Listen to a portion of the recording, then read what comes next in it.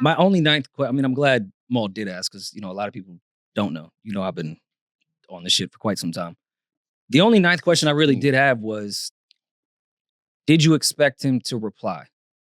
Because I even hit refresh a few times on his timeline. Wondering, is Ninth going to do an interview? Is he going to react to this? Is something going to happen? Are you guys shocked that there was no... Nah, I mean, he didn't respond asking us to be a part of it. I mean, he wouldn't respond by the joint his He didn't even respond when y'all asked him to do it? No response. When's the last you spoke with him? See, that's just weird. March 2019. Me. And this is probably during the inception of the doc or around that, like, where you at? Where were you at in the doc process? This was working on me a little while. The album. But why we got Guru on the phone? Because I was very objective. I consider Fonte a friend. No, and as a friend, I have to be objective. When he read me the email that Ninth did not reply to, I was like, read it out loud 3 times to yourself. I don't know if I would have replied to that shit either. I know how you thought it sounded, but somebody completely outside of the thing. Right. I could kind of see me reading this email and going, you didn't say anything wrong, but I could see me in that position going, nah, I'm not replying to this. I think anybody outside of really knowing him, not that you don't know him, but really knowing and understand who he is, yeah, I get your point. But when you really know and understand who he is, that's Fonte being... But I would have typed the email the same way Fonte did, but I know we're weird. Like, I don't think there was anything wrong with it, but being objective, you see, I could see someone receiving that and going, "There's no fucking way I'm replying to that." It was too thorough, man. I can see not. It was too detailed. Yeah, not responding. Not responding is crazy. We have that part. See, we have we have personal history with each other. We work together. We're friends. We've known each other for over 20 years. A response, even if it's like, yo, what the fuck is this? Like a response, anything. You gotta, like, I fuck with Knife, but that you have to respond to an email from Fonte about a documentary about the group that you were a part of at one point. Like, that's just like... And it was a text, because the email sounds too informal. It was a text. Oh, that's even worse. I thought it was an email. Yeah. Nah, this was a text. Okay, that's even worse. Okay, That's even worse. Not responding to a text message? Yeah, this was a text. It was like, it was nothing. Oh, you know what I mean? So, that's again, I mean, I'm not, we're not here to tell nobody else's story. Yeah, right. We can only speak our perspective. But, we made the movie. We stayed true to our word, and we made the movie that we said that we were going to make. You know what I mean? This is not a hit piece on nobody. It's not an ambush. It's not an attack on anyone. Come, tell your side of it. Mm-hmm. He chose not to, and so we kept moving.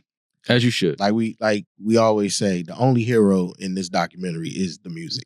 Yeah. We all at some point in time look like assholes. Mm-hmm. Yeah.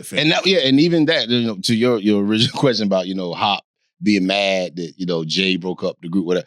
That was another thing that we really wanted to make sure came through in the doc, of understanding people to know, like, listen, dude, this is our homeboy making a Jay-Z record off a beat that he made on his fucking laptop, dog. It's great. How could you not applaud that? You know what I'm saying? And so we had to make sure that people understood, like, bro, we were the biggest supporters. Like, nigga, go do that. Do all of that. It's important that y'all did that, because I know a lot of people was feeling like, yo, were they mad that that Knife went and did that? And another thing too, again, things that we didn't get to put in the doc, we just didn't have the time for it. But one thing that we never kind of talked about, particularly me and Pooh, we were never those artists that like just take beats that would come and be like, just take a whole gang of beats from a producer, and then just kind of sit on them or whatever.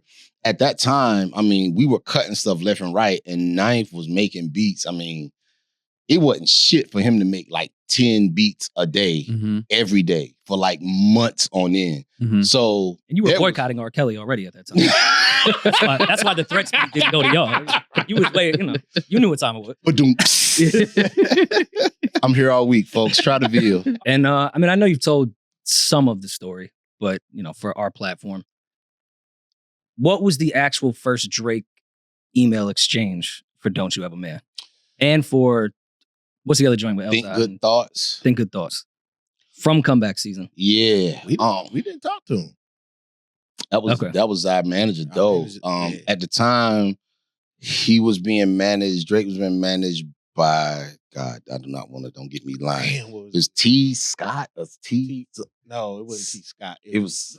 I can't remember his name. I can't remember. It was some guy, but anyway. But yeah, man. So he reached out to our manager, to Doe, and Doe just hit us and was like, "Yo, man, it's this kid that he's on this Canadian show, and he want to do a song with y'all." And we was like, "Okay, we'll play the record." And he played. I think Drake had laid his verses first. No Dwelle, or Dwelle was on it? No. The original.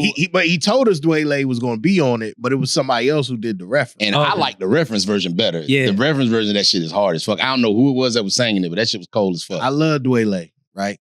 I just want to start with that. Big But up. Dwelle smoothed that shit way the fuck out. It had a different kind of feel to it with the other. The other dude was like, yeah, that shit was swinging. It was dope. But anyway, he sent us the joint and he was like, yeah, man, he's on this show, Degrassi. I was like, nigga, that still come on? Yeah. Like, we used to watch Degrassi. They used to show us that shit in middle school. Like, when the damn teacher rolled the goddamn TV in, and it's like, Oh, I think you're talking about Drake. oh, no, not Drake. They didn't roll him in. Not wheelchair. Ba-doom. I love it. I love it. Nah, dude. I'm like, damn, Degrassi still come on? I didn't know that shit was still a show. Mm-hmm. And so they, he sent us the records and we heard him. I was like, yo, he dope. All right, we'll do it. And so we did the Don't You Have a Man joint first, sent it back, and then he came back and was like, he's like, yo, he want to do a record with you. And I was like, all right, cool. And it was I think Good Thoughts. Yeah, it was that one. That was the one with me and L on it. L didn't add his verse until like later, but I did that one and that was it. And then he reached out for another one. It was another one we did, but it was called My New Shit or whatever. It was something we just. You still have the record? I think I still got that. I'll send it to you. Yeah. But yeah, Like it was. I don't think it came out, but we just did it. But that was kind of it. So we did those records, and then 2008 comes around, and he dropped So Far Gone, and just goes nothing through was the same? stratosphere. Yeah, nothing was the same, literally. But that was it, man. And so I really, we've never. What didn't Take Care wasn't supposed to have Little Brother Cole, and wasn't that a thing at one point? Nah. So this is what it was. This story, I've never told the story publicly, but like. This was my experience. This was what it was. So he was working on Take Care, and at this time, we had linked up through text. I think Knife had either gave him my number, and so we had texted a couple times. For the record, I've never talked to Drake on the phone. I don't know him at all. We just kind of texted here and there a couple times. But he was working on Take Care, and he had a record that he said he wanted me on. And I was like, I bet. I got you. You know what I'm saying? And so he sent it to me. And I turned it around like next day. I'm like, yo, boom, here you go.